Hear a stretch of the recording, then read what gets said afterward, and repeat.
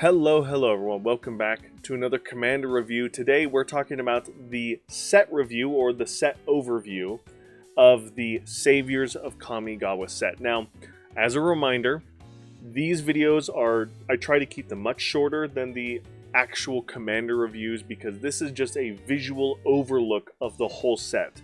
If you want to go check out the individual reviews of every single Commander from this set, just go ahead and type in whatever commander it is you want to look at.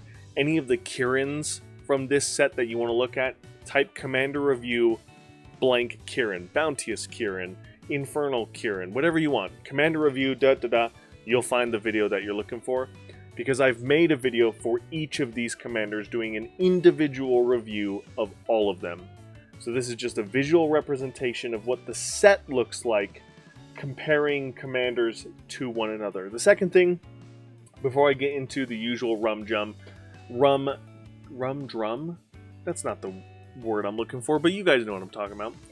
The second thing is, once again, there are a lot of commanders from this set that are S tier. There's lots of different deck ideas you can build with these commanders. So when you're looking at the S tier line, it goes all the way over until it hits that 11 plus, and then it drops down and starts circling back on the A row. So again, lots of strong commanders. I'm going to keep this format the same for the Ravnica City of Guilds set, and then we'll see how that looks when I'm done with that set. Maybe one set after that. We might do the whole Ravnica block the same way, but then if that has a lot of S tier stuff too, then I might up the power level a little bit more just because of the popularity of these commanders. So, as always, visual representation of the set. Individual videos for all of these commanders were made separately and earlier. Here's how the tier list is done. From left to right, up, down. S, A, B, C, D, F, and V. S through F makes sense to you guys, that's just tier list. V goes to any commander that is vanilla. And the reason why vanilla commanders get their own tier is because you are only restricted by color identity when it comes to vanilla commanders. There's no direction to point you in any specific way to build around, and there's no restriction other than color identity. So vanilla creatures can literally do anything in their color identity that you want them to. So they get their own tier. Starting at F and going up, we have, just behind my head here, we have 6 or less different deck ideas gets F tier, 7 deck ideas. D, 8 deck ideas. C, 9, B, 10A, and 11 or more deck ideas, S tier.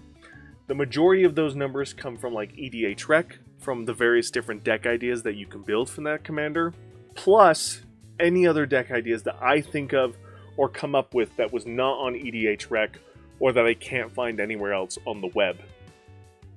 And that's how I do my tier lists. And again, like I said earlier, this set had a lot of popular and or powerful commanders, which is why the S tier circles around onto the A tier, like we've seen in other sets as well. So I might up the power level, or rather the deck idea level, another, starting F tier with 7 or less deck ideas, and S tier being 12 or more deck ideas, just because there's a lot of popularity with these commanders, which is great. I love that.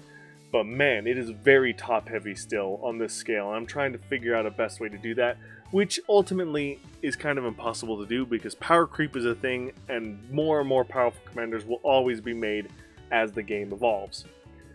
But this will do it for this video, guys. This is it. This is what it looks like. Really powerful stuff, really popular commanders to build around in this set, really iconic characters from this block that not only came from the original Kamigawa block, but many of these characters have some reference or return to the Neon Dynasty set as well, which is really cool. I love that.